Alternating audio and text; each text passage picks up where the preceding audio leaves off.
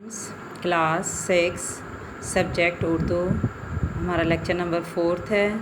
आज हमारा उन्वान इश्तिहारात ज़रूरत नहीं है कि इसकी हम रीडिंग करेंगे और अल्फाज मायनी करेंगे। अल्फाज मायनी आप लोगों ने ज़ुबानी याद करने हैं।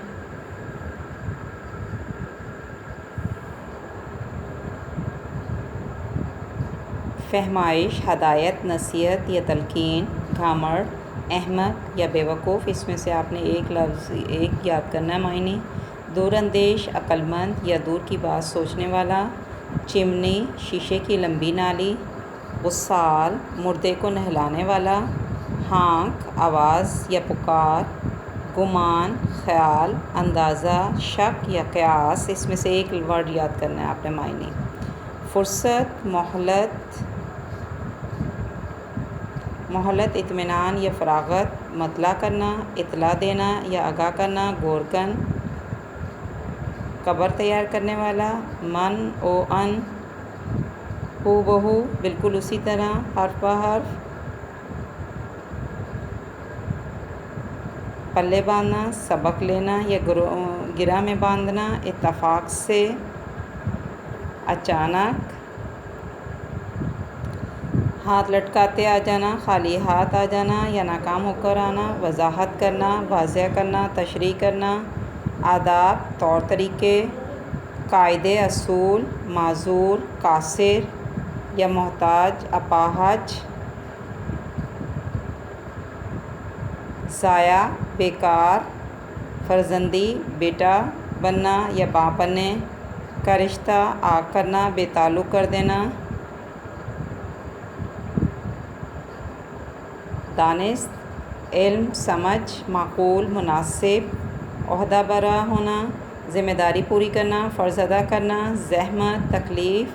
माज़रत, उज़र, बहाना या माफ़ी। तकाज़ा, ताकीद, ख्वाहिश। फावड़ा, मिट्टी खोदने का आला या कदाल। हाज़िक, अपने फ़न में माहिर होना। औबाश, बदचलन, आवारा या बदमाश। दोशीज़ा, कुंवारी लड़की। बेबहरा,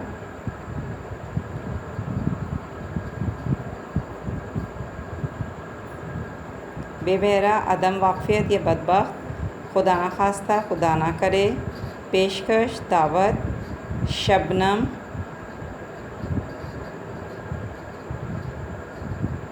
औस, वो कतरे जो रात को दरख्तों पर गिरते हैं। नज़र करना, देना।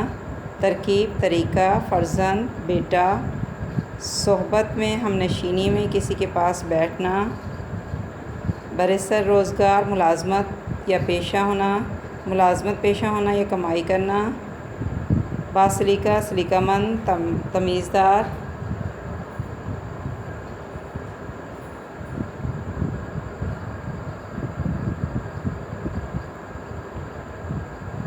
एक बुज़ुर्ग अपने नौकर को फरमाइश कर रहे थे कि तुम बिल्कुल घामड़ हो। ये घामड़ का मतलब अहमक।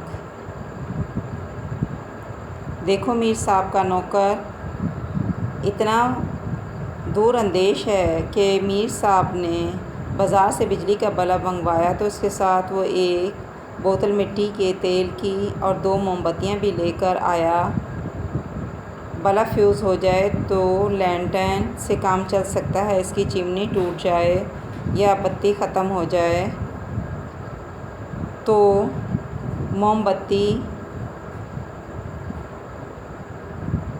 बत्ती रोशन की जा सकती है।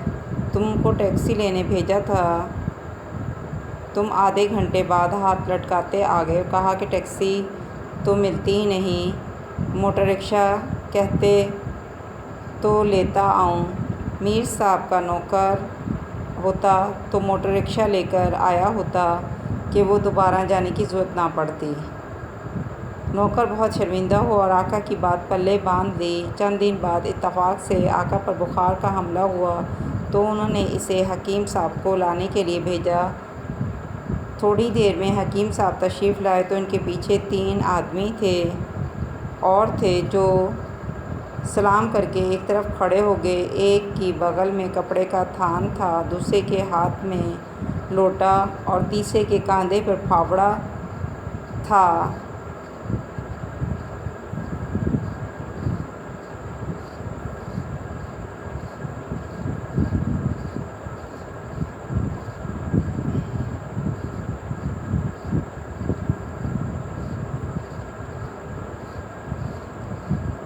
آقا نے نوکر سے کہا کہ یہ کون لوگ ہیں؟